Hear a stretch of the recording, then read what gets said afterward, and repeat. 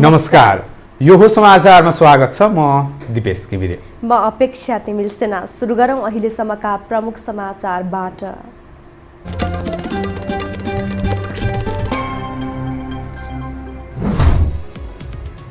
279 औं पृथ्वी जयन्ती मनाइयो। सिंहदरबार अगाडि राजावादीको कार्यक्रममा प्रहरीको धरपकड, केही घाइते।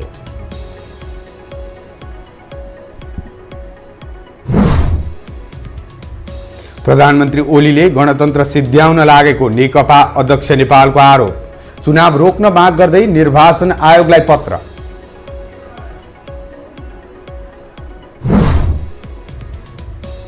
कोरोना संक्रमणले नेपालमा आज 10 जनाको मृत्यु। खोप ल्याउने विषयमा अझै अन्यल। सरकारद्वारा खोप केन्द्र र कर्मचारी तय।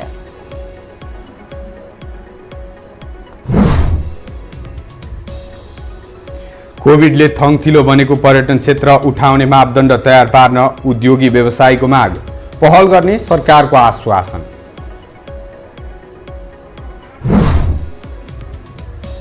र विलियम बर्न्सलाई CIA प्रमुख नियुक्त गर्ने अमेरिकी राष्ट्रपति बाइडेनको तयारी। ट्रम्प विरुद्ध दोस्रो महाअभियोग आरम्भ हुँदै।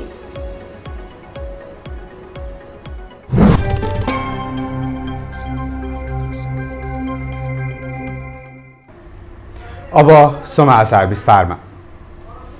आज 279 औं पृथ्वी जयन्ती तथा राष्ट्रिय एकता दिवस विभिन्न कार्यक्रम गरी मनाइएको छ। पृथ्वीनारायण शाहको योगदानलाई कदर गर्दै आज काठमाडौँ लगायत देशका विभिन्न शहरमा उहाँको शालिगमा माल्यार्पण र पुष्पगुच्छा अर्पण गरी मनाइएको हो। सरकारले यस दिनलाई औपचारिक रूपमा राष्ट्रिय एकता दिवसको रूपमा मनाउन छाडे पनि जनस्तरबाट भने यो दिनलाई राष्ट्रिय एकता दिवसको रूपमा मनाइँदै आइएको छ। काठमाडौँको सिंहदरबार अगाडि पृथ्वी जयन्ती मनाउन खोज्नेहरूलाई प्रहरीले आज लाठीचार्ज गर्यो। काठमाडौँको शान्ति बाटिकाबाट जुलुस निकालेर सिंहदरबारको पश्चिम गेटमा रहेको शालिगमा पुगी माल्यार्पण गर्दै गर्दा सर्वसाधारणले लाठीचार्ज खेप्नु परेको हो। एक रिपोर्ट। सोमबार बिहान घण्टाघरको घडीले 9 बजेको सङ्केत गर्दै थियो। काठमाडौँको शान्ति बाटिकामा मानिसको चहल पहल बाक्लिँदै गयो। नेपाल एकीकरणका नायक पृथ्वीनारायण शाहको 279औं जन्म जयन्ती मनाउने पूर्व निर्धारित कार्यक्रम अनुसार मानिसहरू यहाँ 108 फिट लामो मालासहित उपस्थित भएका थिए। पृथ्वीनारायण शाहको 279औं जन्म जयन्तीका अवसरमा यति बेला 108 फिट लामो मालाबाट उहाँको शालिगमा माल्यार्पण गर्ने कार्यक्रम रहेको छ। 436 वर्णका साझा फुलबारीहरूले र राजा मिलेर अब यो देश बचाउनु पर्छ भन्ने मुख्य सन्देश लिएर यो माला हामीले पृथ्वीनारायण शाहलाई अर्पण गर्न शालिगमा अर्पण गर्न जाँदैछौँ।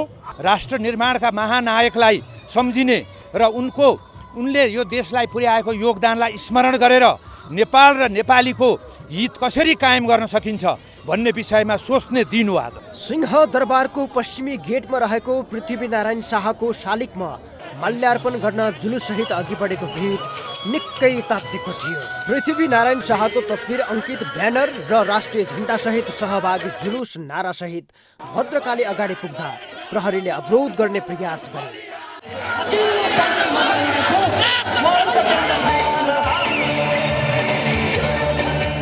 निषेधित क्षेत्र तोड्न खोजेको भन्दै प्रहरीले हस्तक्षेप गरेपछि भिड आक्रामक बन्न खोज्यो र ठुलो सङ्ख्यामा तैनात सुरक्षाकर्मीले ढुङ्गा प्रहार गर्नेलाई भिडबाटै निकालेर लाठीचार्ज गरे। प्रदर्शनमा सहभागी केही गम्भीर घाइते बने।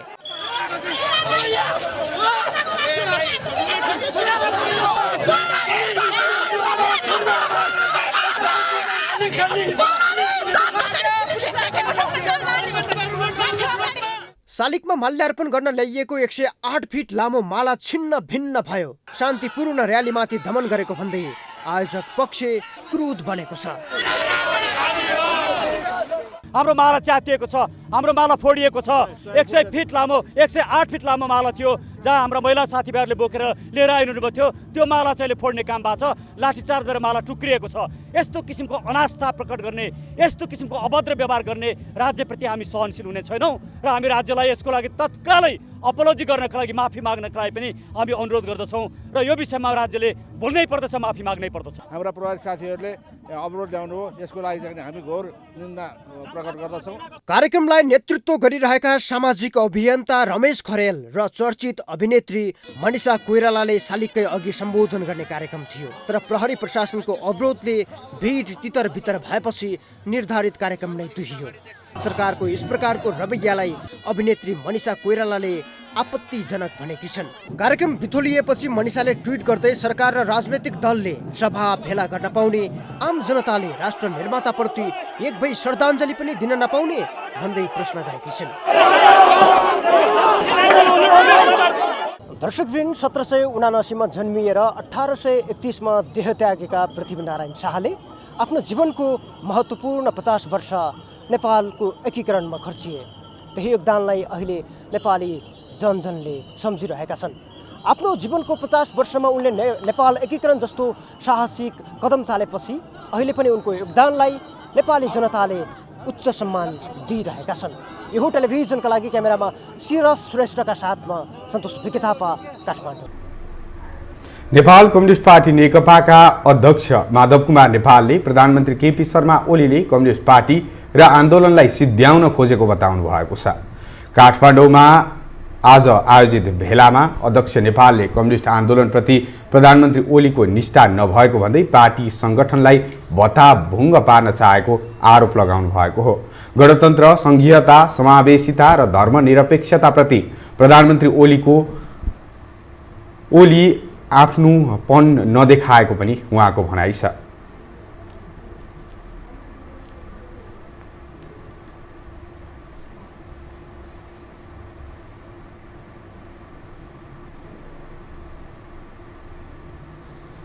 उहाँलाई गणतन्त्रप्रति पनि कुनै निष्ठा छैन, उहाँलाई सङ्घीयताप्रति पनि कुनै चासो सरोकार छैन र समावेशिताको मान्यताप्रति पनि उहाँ प्रतिबद्ध हुनुहुन्न, धर्मनिरपेक्षताप्रति पनि उहाँ प्रतिबद्ध हुनुहुन्न।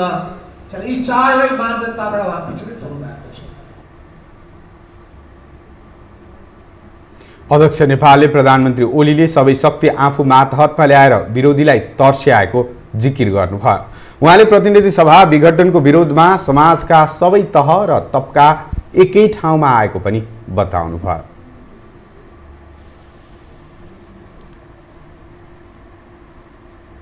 अब बाँकी समाचार। नेपाल कम्युनिस्ट पार्टी नेकपा दाहाल नेपाल पक्षले निर्वाचन प्रक्रियाका काम रोक्न निर्वाचन आयोगलाई आग्रह गरेको छ। सोमबार अध्यक्षद्वय दाहाल र नेपाल सहित शीर्ष नेता आयोग पुगेर निर्वाचन प्रक्रिया सम्बन्धी काम अघि नबढाउन आग्रह गरेका हुन्। सर्वोच्च अदालतको अन्तिम फैसला नआउन्जेल निर्वाचन प्रक्रियाका काम रोक्न माग गरिएको हो।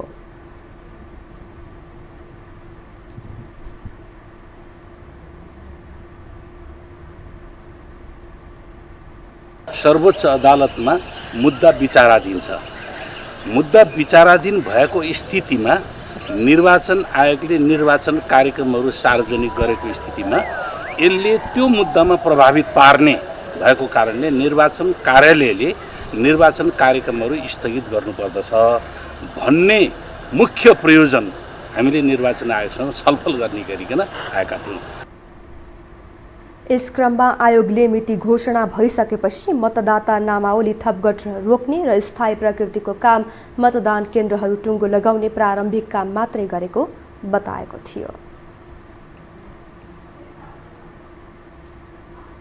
पुस 5 गते प्रधानमन्त्री केपी शर्मा ओलीले प्रतिनिधि सभा विघटन गरेपछि कांग्रेस र जनता समाजवादी पार्टीले विरोध गर्दै आएका छन्। संसद विघटनको 3 साताभन्दा बढी भइसक्दा पनि यी दल पुनः स्थापना चाहन्छन् कि निर्वाचन भन्ने यकिन हुन सकेको छैन। उनीहरूले सडकमा आएर प्रदर्शन गर्न पनि छाडेका छैनन्। एक रिपोर्ट। स्थायी सरकारको नेतृत्व गरेको प्रधानमन्त्री केपी शर्मा ओलीले पार्टीको आन्तरिक विवादको बहाना बनाउँदै 2 वर्ष अघि नै प्रतिनिधि सभा विघटन मात्र गरेनन्, नयाँ चुनावको मिति समेत घोषणा गरे। सरकारप्रति गुनासो राख्ने थलो संसद नै एकाएक मूर्छित भएपछि सत्तारूढ नेकपाबाट विभाजित एकखेमा र प्रतिपक्षी दलहरू एकाएक सडकमा आइपुगे। संसद विघटन भएको 3 साता बितिसक्दा यस सम्बन्धी रिट सर्वोच्च अदालतमा विचाराधीन अवस्थामा छ। संसद विघटन संवैधानिक वा असंवैधानिक भन्ने विषयमा नेकपाका 2 खेमा बीच जुहारी जारी रहँदा प्रतिपक्षी कांग्रेस र जसपा सडक अझै तताउने मनस्थितिमा छन्। एकातिर संसद विघटन संविधानको मान्यता विपरीत भएको भने पनि अर्कोतिर चुनावको तयारी पनि गर्नुपर्छ भन्ने द्वैध मानसिकताबाट कांग्रेस मुक्त हुन सकेको देखिँदैन। कांग्रेसलाई संसद र निर्वाचन दुवै प्यारो छ। जनताले चुनेर पठाएका प्रतिनिधिहरूको सामुन्ने चाहिँ व्यवस्थापिका संसदमा चाहिँ आफ्नो चाहिँ विश्वासको मत छ भनेर चाहिँ संविधानको धारा सही अनुसार छ भनेर त्यो देखाउन सक्नु पर्यो नि।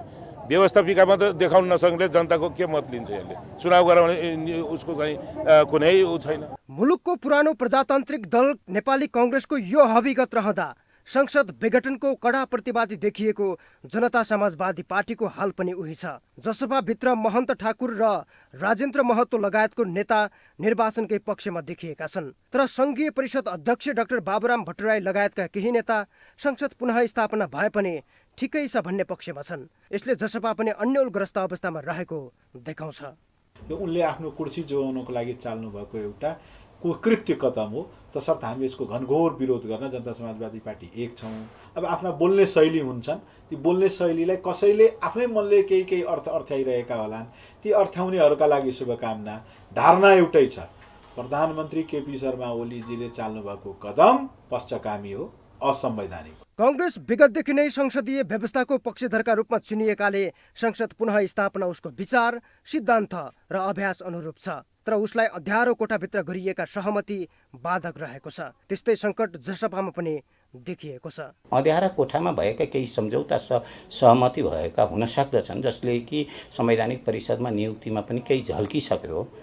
अध्यक्ष देउवालाई, सभापति देउवालाई केही समस्या परेको हुन सक्ला, तर त्यसले आधारभूत कांग्रेसको चरित्रमा केही पनि फरक पर्दैन। उनीहरूले संसद पुनर्स्थापना उनीहरूको बटम लाइन थियो। जहाँसम्म जसपाको कुराहरू छ त्यहाँ दुई स्कुलिङको एकता भएको छ। त्यसैका परिणाम हुन् सिद्धान्तको राजनीतिको अन्त भएपछि यस्ता किसिमका आउनु स्वाभाविक हुन्छ। मुलुकमा यतिखेर राजनीति मात्र नभएर गहिरो संवैधानिक सङ्कट आइपरेको छ। तर दलहरू अन्यलग्रस्त अवस्थामा छन्। सिद्धान्तको राजनीति अन्त्य भएर सुविधा भोगी राजनीतिको लालसाका कारण दलहरू दीर्घकालीन रोड म्यापमा अलमल परेका छन्। यो हो टेलिभिजनका लागि क्यामेरामा सञ्जय घिमिरे र डिबी मगरका साथमा सन्तोष विके थापा, काठमाडौँ।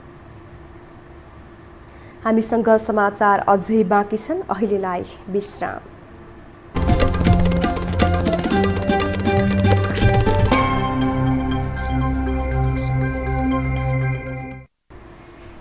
विश्रामपछि स्वागत छ। अब बाँकी समाचार। नेपालमा कोरोना संक्रमणले थप 10 जनाको मृत्यु भएको छ। यससँगै नेपालमा कोरोना संक्रमणका कारण मृत्यु हुनेको संख्या 1927 पुगेको छ।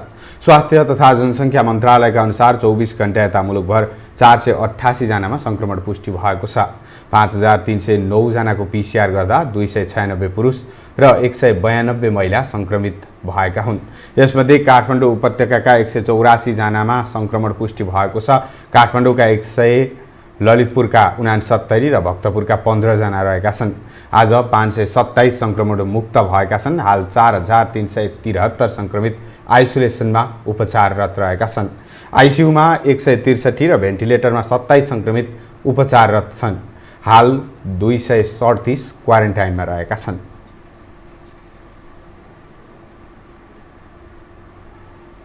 कोरोना विरुद्धको खोप नेपालमा कहिले आइपुग्ला? कस्ता व्यक्तिले पहुँच पुर्याउलान्? त्यस्ता अनगन्ती प्रश्न उठिरहेका बेला सरकारले खोप केन्द्र र कर्मचारी तयार पारिसकेको दाबी गरेको छ। उसले खोप खरिद प्रक्रिया पारदर्शी हुने पनि दाबी गरेको छ। एक रिपोर्ट।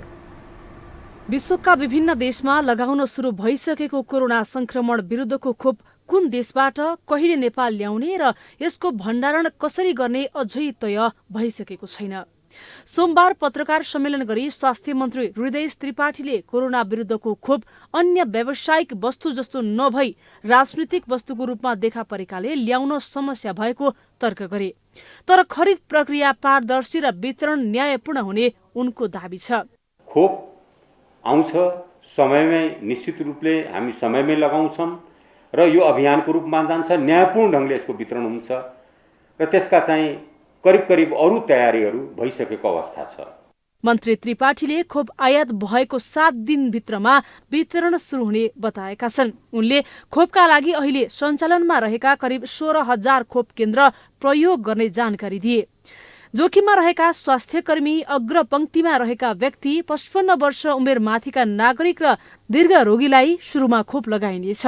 मुख्य जोखिममा रहेका जनसङ्ख्या 3% हाम्रा स्वास्थ्यकर्मी लगायत अग्रपंक्तिमा कार्यरत जो व्यक्तिहरू संलग्न हुनुहुन्छ उहाँहरूलाई, त्यसपछि 55 वर्ष उमेर पुगे माथिका र दीर्घ रोगीहरू जो हुनुहुन्छ उहाँहरूको लागि। मन्त्री त्रिपाठीले नेपालमा छिमेकी मुलुकमा भन्दा धेरै पछि खोप लगाउनु पर्ने अवस्था नआउने पनि दावी गरे। खोपको खरिद प्रक्रियामा देखिएका आशंकालाई झुटो साबित गर्ने उनको भनाइ छ।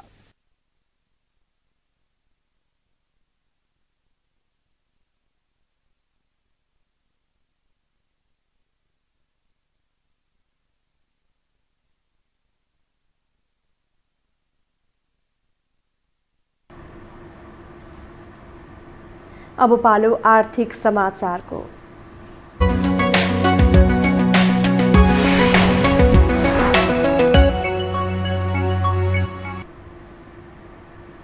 नेपाल राष्ट्र बैंकले घ वर्गका लघुवित्त वित्तीय संस्थाहरूसँग पुनर्कर्जाका लागि आवेदन आह्वान गरेको छ। बैंकले आज सूचना जारी गर्दै घ वर्गका लघुवित्त वित्तीय संस्थाहरूसँग पुनर्कर्जाको लागि आवेदन आह्वान गरेको हो। राष्ट्र बैंक पुनर्कर्जा कार्यविधि 2077 को बुँदा नम्बर 3 क बमोजिम एकमुष्ट रूपमा प्रदान हुने साधारण पुनर्कर्जाका लागि संलग्न सूचना बमोजिमको आवेदन आह्वान गरेको छ। लघुवित्तहरूले पुनर्कर्जाका लागि माघ 12 गतेसम्म आवेदन पेश गर्न सक्नेछन्। पुनर्कर्जा आवेदनका साथमा इजाजत पत्र प्राप्त संस्थाको सञ्चालक समितिको निर्णय पनि पेश गर्नुपर्नेछ।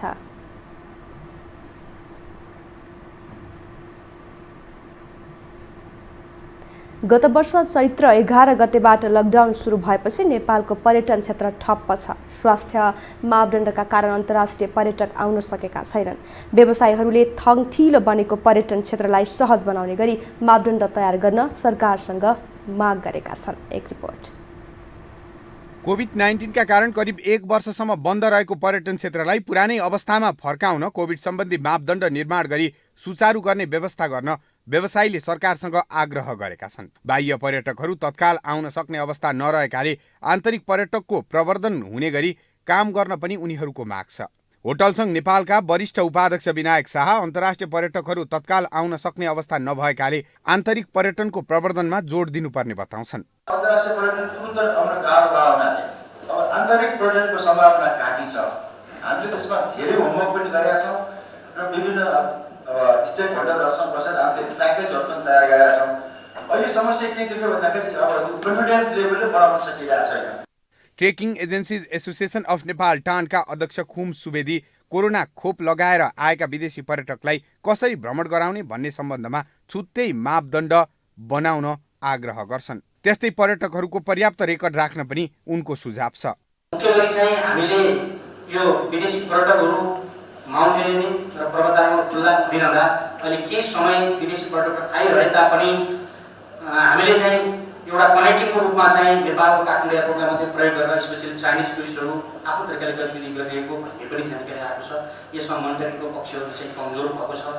यता पर्यटन मन्त्री भानुभक्त ढकाल भने पर्यटन व्यवसायका समस्या समाधान गर्न राज्यको स्रोत र साधनले भ्याएसम्म आफूले सकारात्मक भूमिकामा काम गर्ने आश्वासन दिँदै आएका छन्। मन्त्रालयको तर्फबाट ध्यान नपुगेर पर्यटन व्यवसायमा समस्या भएको छ भने त्यसको समाधानका लागि आफू तयार रहेको पनि मन्त्री ढकालको भनाइ छ। समस्या समाधान गर्ने कुराको निम्ति राज्यको तर्फबाट राज्यले धान्नेसम्म मेरो क्षमताले भ्याएसम्म निष्ठापूर्वक यहाँहरूका समस्या समाधान गर्ने अभिभावकीय भूमिकामा म उपस्थिति हुनेछु। सरकारले आन्तरिक पर्यटन भने खुल्ला गरिसकेको छ, तर पनि निश्चित स्वास्थ्य मापदण्ड अनुसार पर्यटन क्षेत्रलाई अगाडि बढाउन नसक्दा अझै लामो समयसम्म पर्यटन क्षेत्र प्रभावित भइराख्ने देखिन्छ। हामीसँग अन्तर्राष्ट्रिय र खेल समाचार बाँकी नै छन्। अहिलेलाई विश्राम।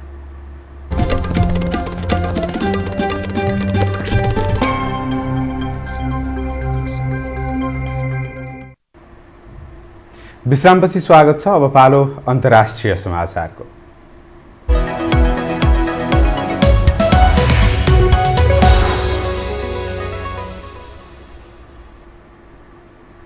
अमेरिकी नवनिर्वाचित राष्ट्रपति जो बाइडेनले विलियम्स वन्सलाई CIA को प्रमुखमा नियुक्त गर्ने भएका छन्। बाइडेनले आजै उनलाई CIA को प्रमुखमा नियुक्त गर्ने तयारी गरेको अमेरिकी सञ्चार माध्यमहरूले जनाएका छन्। 64 वर्षीय वन्स पूर्व राष्ट्रपति रेगनदेखि ओबामा प्रशासनको समयमा काम गरेका व्यक्ति हुन्। वन्सको नाम अनुमोदन भएमा CIA को इतिहासमा आजीवन विदेश विभागमा अनुभव हासिल गरेर त्यहाँ पुग्ने पहिलो व्यक्ति हुने बाइडेनले उल्लेख गरेका छन्। यता आजै राष्ट्रपति डोनाल्ड ट्रम्प विरुद्ध दोस्रो महाअभियोग प्रारम्भ हुने सभामुख यान्सी पेलोसीले जनाएकी छिन्।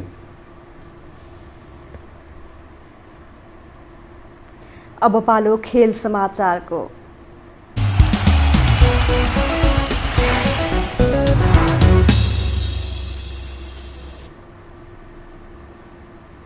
प्रधानमन्त्रीका पुरुष राष्ट्रिय क्रिकेट प्रतियोगिताका लागि बागमती प्रदेशको टिम घोषणा भएको छ।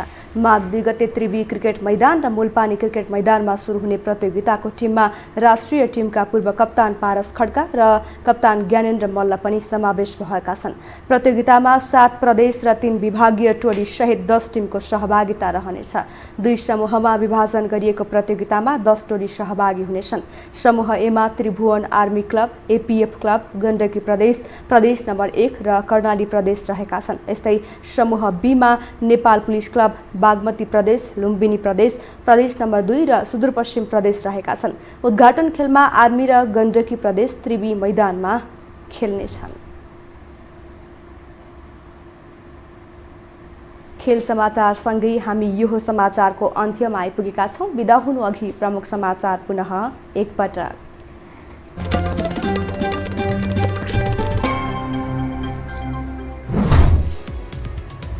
279औं पृथ्वी जयन्ती मनाइयो। सिंहदरबार अगाडि राजावादीको कार्यक्रममा प्रहरीको धरपकड, केही घाइते।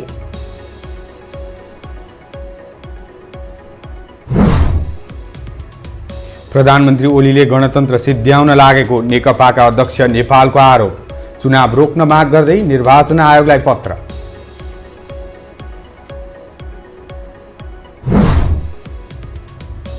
कोरोना संक्रमणले नेपालमा आज 10 जनाको मृत्यु। खोप ल्याउने विषयमा अझै अन्यल। सरकारद्वारा खोप केन्द्र र कर्मचारी तय।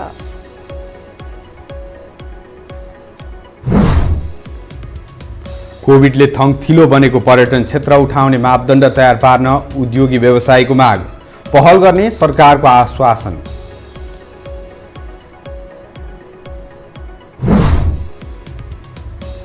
र विलियम वन्सलाई CIA प्रमुख नियुक्त गर्ने अमेरिकी राष्ट्रपति बाइडेनको तयारी। ट्रम्प विरुद्ध दोस्रो महाअभियोग आरम्भ हुँदै।